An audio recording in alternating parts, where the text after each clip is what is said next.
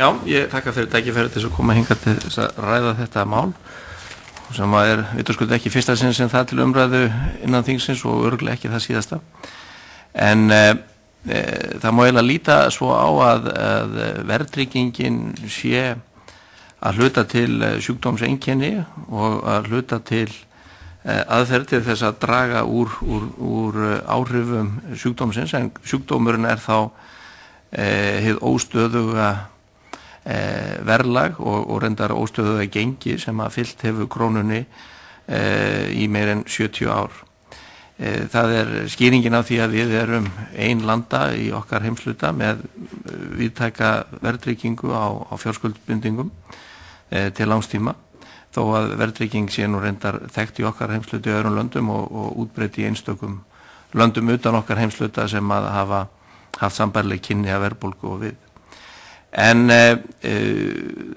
það verður að líta svo á að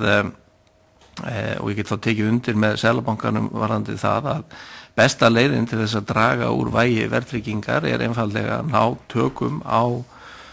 stjórn peningamála, ná hér stöðugu verðlagi og stöðugri krónu. Það hins vegar ekki gert á einni nóttu, það mun fyrirsjáanlega taka alllangan tíma að endurvinna eða vinna í fyrsta sinn krónunni það traust sem hún þarf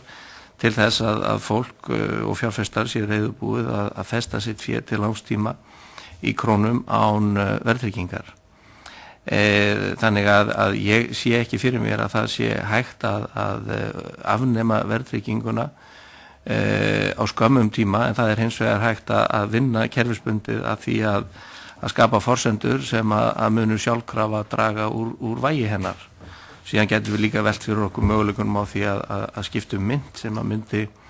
talsveit breyta þessu öllu saman, en tímans vegna ætla ég ekki að fara út í það nema ég sé sérstaklega spurður um það. En frá sjónarhóli lántakenda að þá hlýtur spurningin að vera hvort að verðtryggð lán séu almennt hagstæðari eða óhagstæðari en óverðtryggð. Í landi með stöðugu verðlagi þá nú kannski ekki mikill munur þarna á, en í landi þar sem að því miður allt útlit fyrir að verðlag verði nokkuð óstöðugt, að þá hefur verðtryggingin þrátt fyrir allt talsverða kosti, bæði hvað það varðar að draga úr sveiflum í raunvirði endurgreiðslna og höfuðstóls og einnig í því að gera greiðslur jafnari yfir tíma.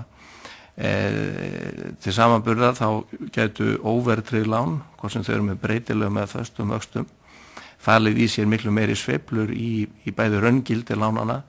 og sérstaklega þó mánaðarlegum greiðslum. Þannig að ef ég ætti að velja á milli þess að ég verði til þess að kaupa mér hús núna og ætti að velja á milli verðtryggðs og óverðtryggðs láns, að þá þyrfti að vera mjög hagstæð kjör á því óverðtryggða og líklega mun hagstæðari heldur en nú í boði til þess að ég myndi treysta mér til þess að taka slíkt lán við núverandi aðstæður, og ég geti þá ekki mælt með því heldur við aðra. Þannig og í og með vegna þess að þá held ég að það væri mjög vanhugsað að afnema þann möguleika að fólk eigi kost á verðtryggðum lánum með því að banna þau alveg, en hins vegar finnst mér alveg sjálfsagt að vinna að því með öllum ráðum að þeir sem að óska eftir óverðtryggðum lánum að þeir geti tekið þau, hvort sem það eru bílalán eða húsnæðislán eða lán sem að fyrirtæki nota í sínu rekstri, og þá metur bara hver og einn kosti og galla þess og hvort hann reiðubúinn að taka þá áhættu sem að í því felst.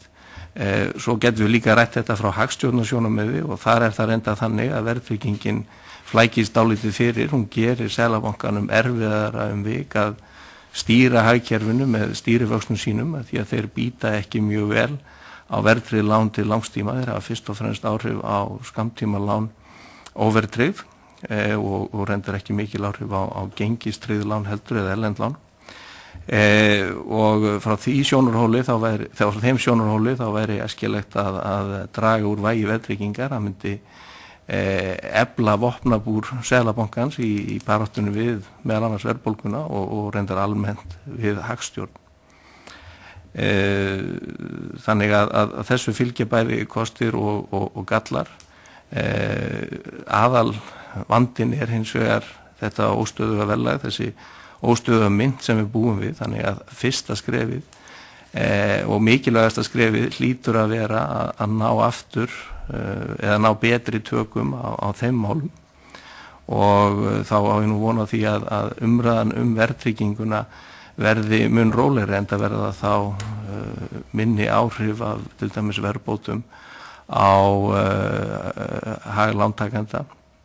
og reynda lánveitenda líka, þannig að ég á þá ekki vona því að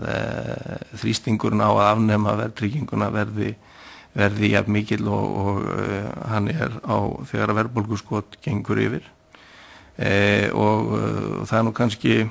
kaldhæðni örlagana að það verður einfaldast að